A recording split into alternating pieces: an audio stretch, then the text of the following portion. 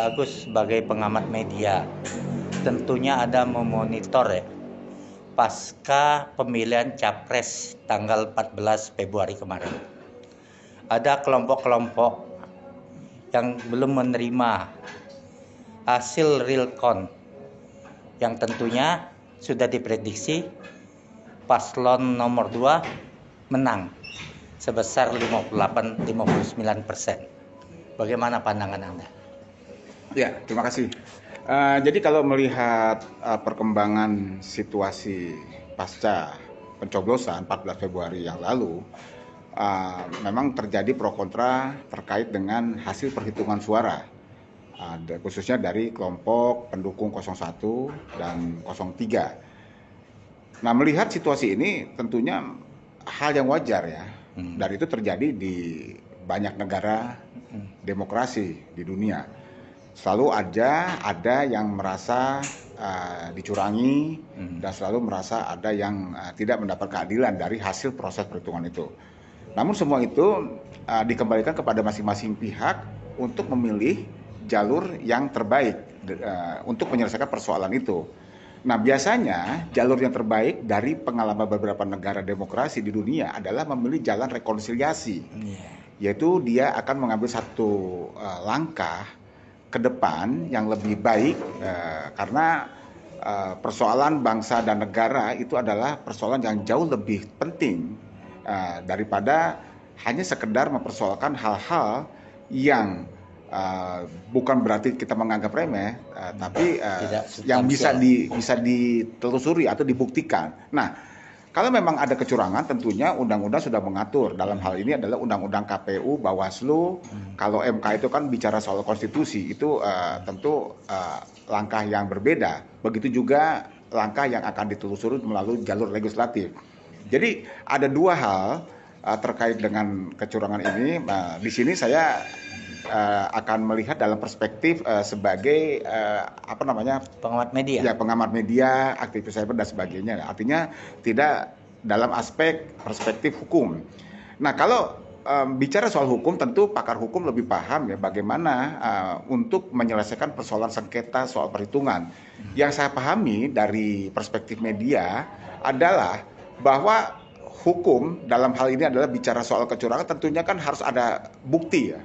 Bukti itu kalau dalam pelaksanaan pemilu itu adalah lembar suara C1. Nah, C1 itu tentu harus dilampirkan sebagai bukti, sebagai alat yang bisa dipertanggungjawabkan sebagai fakta di lapangan kecurangan itu terjadi. Nah, di sini kan saya juga mengikuti perkembangan informasi di media sosial. Saya belum mengetahui berapa sih kecurangan yang terjadi. Misalkan kubu 01 berapa yang dia alami, kerugiannya itu berapa suara, 03 berapa suara. Nah, kalau misalnya sudah ada pernyataan itu, tentunya kan kita bisa lebih enak lagi menelusurinya. Begitu. Baik, ini Pak Agus. Ada suatu hal yang tidak logis ya. Kubu 01 itu punya saksi. Ya. Kubu 03 punya saksi yang militan. Ya. Dan kuat. Betul. Dan sistematis mereka mempunyai saksi.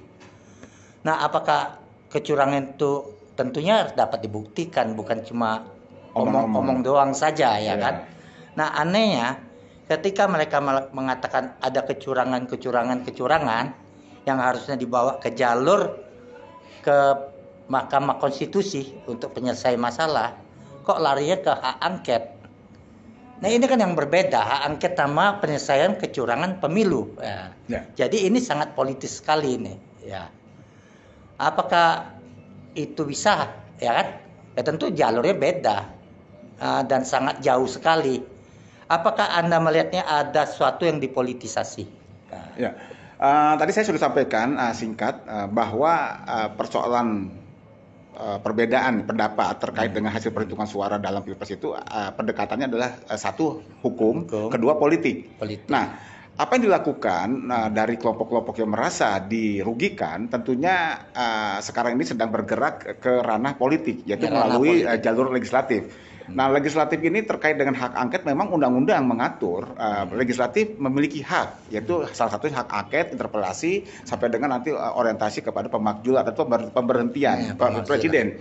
Nah, tentu ini nanti di DPR sendiri juga akan diuji ya, artinya akan dilihat bagaimana permainannya atau dasar undang-undang hak angket seperti apa. Nah, di sini saya tidak dalam kapasitas untuk menjelaskan secara rinci bagaimana proses gugatan kecurangan itu bisa dilakukan di DPR. Tapi yang saya pahami, DPR itu kan selain dia sebagai perencana budgeter dan juga pemutus sebuah kebijakan dan pengawas terkait anggaran.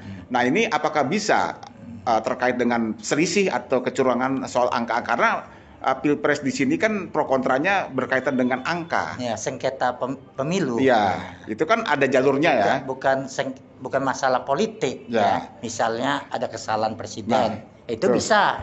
Ya.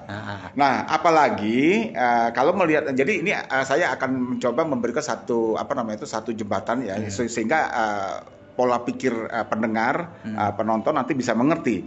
Jadi kalau di DPR itu kan harus melihat peta kekuatannya. Jadi DPR hari ini adalah DPR yang notabene mayoritas adalah kekuatan pendukung pemerintah. Karena DPR di situ waktu 2019 itu mayoritas partainya kan mendukung Jokowi. Dan waktu itu Jokowi terpilih. Nah, partai-partai koalisi pada saat 2019 mereka membuat koalisi di parlemen. Dan mereka sudah terikat janji akan mendukung kepada Jokowi sampai dengan selesai masa akhir jabatan, yaitu Oktober 2024. Nah, ini harus ditinjau sejauh mana perjanjian itu. Di dalamnya ada PDIP loh. Nah, sekarang yang muncul ini untuk gerakan hak angket, ini adalah koalisi partai para pendukung capres nomor 1 dan nomor 3. Ini berbeda. Nah, kalau pendukung koalisi parlemen kepada pemerintah itu sudah terjadi, sudah ada kesepakatan, tanda tangannya juga sudah ada pasti. Itu sudah terjadi 2019. Nah, yang hari ini koalisi pendukung capres 01 dan 03 itu kan tentu akan bertentangan ya dengan perjanjian 2019. Isinya seperti apa bunyinya. Nah, kalau dia dipaksakan, saya sih coba berusaha memahami ya bagaimana psikologis politik para parlemen itu. Di satu sisi dia ada janji akan mendukung Jokowi sampai 2024, di satu sisi dia harus memenangkan capres nomor 1 dan nomor 3 terkait dengan persoalan dugaan kecurangan. Oke Pak Agus, ini ya bisa disimpulkan ini cuma gertak politik saja. Hak angket itu beda dengan penyelesaian kecurangan, hasil perhitungan suara, kemudian ketidaknetralan aparat dan sebagainya, itu pun harus dibuktikan di pemeriksaan di Mahkamah Konstitusi. Kalau itu jalur politik dan panjang dan punya syarat sampai diajukan persetujuan di MK lagi. Ya. Nah, saya kalau berkaca pada tahun 2019 bagaimana nih gerakan-gerakan ini? Baik, kebetulan saya 2019 banyak senior-senior saya di sana bersama saya mengikuti betul. Pada saat itu juga saya kebetulan ya dalam struktur saya tidak dalam struktur TKN, tapi saya bersama almarhum Bang Ferry Baldan saya mengikuti ya perkembangan Pilpres 2019 yang mana waktu itu saya salah satu pendukung dari Pak Prabowo dan Pak Sandiaga Uno. Nah, apa yang terjadi di 2019 persis situasi dengan sekarang. Cuma bedanya waktu itu sudah sampai terjadi bentrokan ya pasca 2122 di Bawaslu. Jadi sama, jadi sosmed begitu mengemuka muncul kecurangan-kecurangan.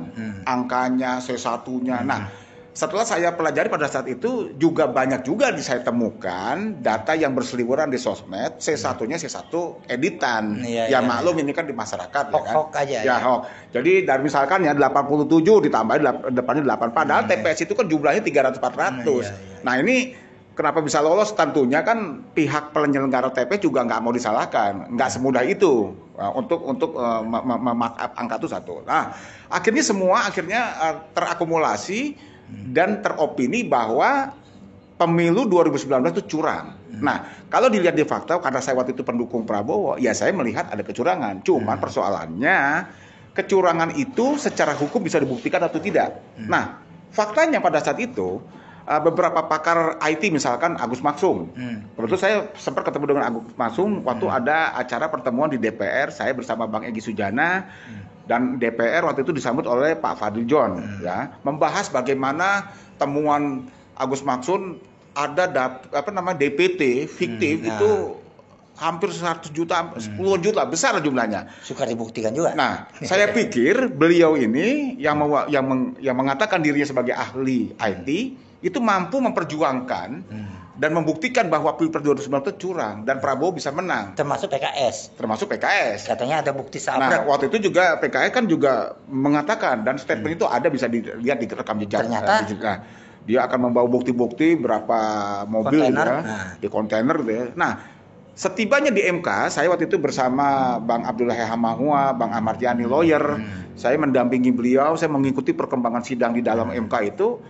Orang-orang yang saya anggap itu mampu membuktikan dan mampu membalikan fakta bahwa Prabowo ternyata tidak hadir.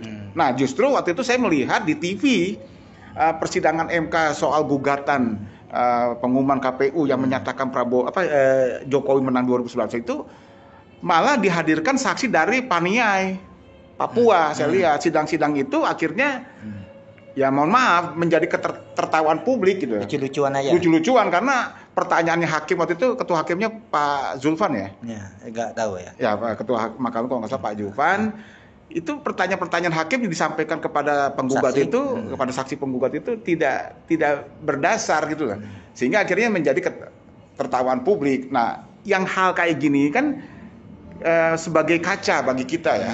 Sebagai cermin. Jangan sampai kejadian 2019 terjadi.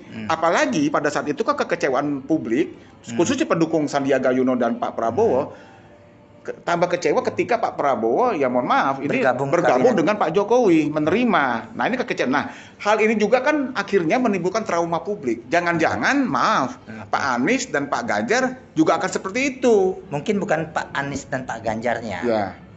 Mereka tidak punya partai. Ya. Tapi partai-partai pengusungnya yang bergabung, ya kan? Selesai itu urusan. Ya, itu kan sudah bisa kita lihat, faktanya sudah ada. Indikasi-indikasi partai koalisi pendukung Pak Anies dan Pak Ganjar sudah ada itu statement. Misalnya dari Pak Surya Paloh waktu dipanggil dengan bertemu dengan Pak Jokowi. Ya, Pak Jokowi, dia sudah ada sinyal-sinyal akan terjadi koalisi. PKS juga, kemudian Pak Hasto juga kan Sekjen PDIP sudah ada sinyalnya. Artinya nanti akan timbul 1000 kekecewaan lagi pada pendukung. Nah, akhirnya peristiwa 2019 yang saya alami dan banyak orang mengalaminya akan terulang kembali. Itu akan terulang lagi di saat ini.